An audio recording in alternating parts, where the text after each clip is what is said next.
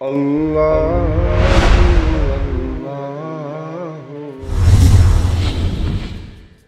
اللہ الرحمن الرحیم نحمده ونصلي على رسوله الكريم اما بعد فقد قال الله تبارك وتعالى في القرآن المجيد والفرقان الحميد شهر رمضان الذي انزل فيه القرآن الى آخره آية.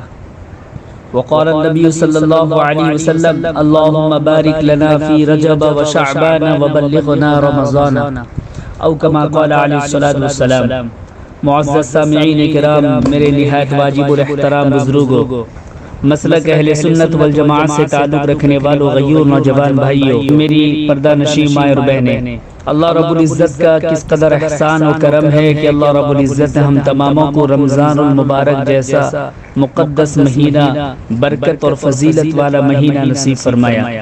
میرے دوستو، رمضان المبارک کی کتنی زیادہ فضیلت ہے، اس بات سے اندازہ لگائیں کہ اللہ کے نبی صلی اللہ علیہ وسلم رجب کے مہینے سے دعا فرماتے تھے، اللہم بارک لنا فی رجب و شعبان و بلغنا رمضان۔ یا اللہ، ہمارے لیے رجب اور شعبان میں برکت عطا فرما اور ہمیں رمضان المبارک تک پہنچا۔ ذرا اندازہ لگائیے کہ 3 مہینے پہلے جس کی دعا مانگی جا رہی ہو، جس تک پہنچنے کی دعا مانگی جا رہی ہے، جس کا اہتمام کیا جا رہا ہو، وہ کس قدر فضیلت والا مہینہ ہوگا، اس بات سے اندازہ لگائیں۔ اور میں نے جو قرآن کریم کی آیت پڑھی ہے، اس میں اللہ رب العزت ارشاد فرماتا ہے رمضان المبارک کی فضیلت کو بتاتے ہوئے کہ شہر رمضان الذی انزل فیہ القرآن، کہ رمضان المبارک وہ مہینہ ہے جس میں قرآن کریم کو نازل کیا گیا۔ اللہ اکبر! تمام مہینوں میں سب سے بابرکت مہینہ، سب سے افضل مہینہ رمضان المبارک کو قرار دیا، اور اسی بابرکت مہینے میں بابرکت کتاب، مقدس کتاب قرآن کریم کو نازل کیا گیا۔ اس سے بڑی فضیلت رمضان المبارک کی اور کیا ہوگی کہ اللہ رب العزت نے رمضان کے مہینے میں قرآن جیسے مقدس کتاب کو نازل کیا گیا۔ اللہ کے نبی صلی اللہ علیہ وسلم کا ارشاد ہے کہ اسی رمضان میں تمام آسمانی کتابیں نازل ہوئیں، لیکن ساری کتابیں ایک ہی بار میں نازل ہو گئیں۔ حضرت ابراہیم علیہ السلام کو جو صحیفے نازل ہوئے رمضان کی پہلی تاریخ میں نازل ہوئے، تورات 6 رمضان میں، انجیل 13 رمضان میں، یہ ایک ہی بار میں رمضان نازل ہو گئے۔ لیکن جب قرآن کی باری آئی تو اللہ رب العزت نے لیلۃ القدر میں قرآن کو نازل کیا۔ آسمانی دنیا پر تو ایک بار میں نازل ہو گئی، لیکن زمین پر نبی کریم صلی اللہ علیہ وسلم پر اس کا نزول 23 سال میں رفتہ رفتہ جیسے ضرورت پڑتی رہی، قرآن کی آیات، قرآن کی سورتیں، قرآن کریم نازل ہوتا گیا۔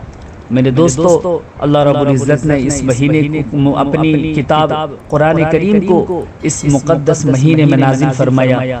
ذرا اندازہ لگائی کہ مہینہ کتنا بڑا بابرکت مہینہ ہے۔ ایک مقام پر اللہ کے نبی صلی اللہ علیہ وسلم نے فرمایا کہ رمضان المبارک کو اللہ رب العزت نے 3 حصوں میں تقسیم کیا۔